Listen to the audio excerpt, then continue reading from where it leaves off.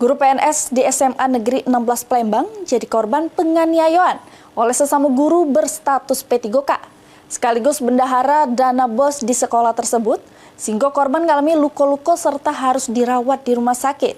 Diduga permasalahan dipicu karena dendam lama.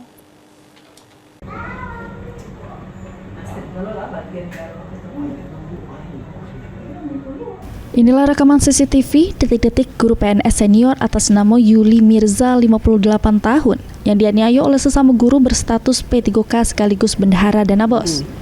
Penganiayaan secara bertubi-tubi tersebut dilakukan oleh Suretno di SMA Negeri 16 Palembang sesudah korban ngajar di kelas.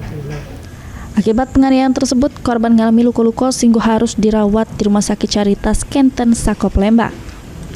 Menurut korban, sebelum dianiaya, korban sempat cekcok mulut dengan guru bernama Yuda terkait permasalahan pemberkasan. Korban yang baru metu ruangan bertemu pelaku sama Yuda, tidak terima diomongi kata-kata kasar yang dibalas juga oleh korban sehingga terjadinya penganiayaan tersebut.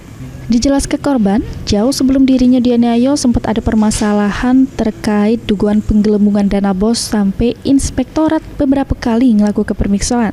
Korban meyakini kepala sekolah jadi sensi karena ngerasa diadukan oleh guru senior padahal laporan tersebut dari masyarakat, sehingga mengganggu keharmonisan di lingkungan sekolah.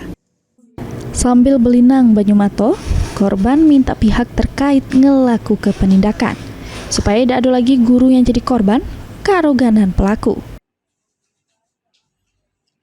Mohon Pak, mohon. Itulah suara hati kami. Kami pengen ngajar tenang. Kami pengen lingkungan kondusif. Berapa banyak budak yang sudah kami ajar, Pak. Tak pernah kami membawa aja ini. 28 tahun aku di 16. Tidak pernah, Pak, aku sampai begini. Tolong.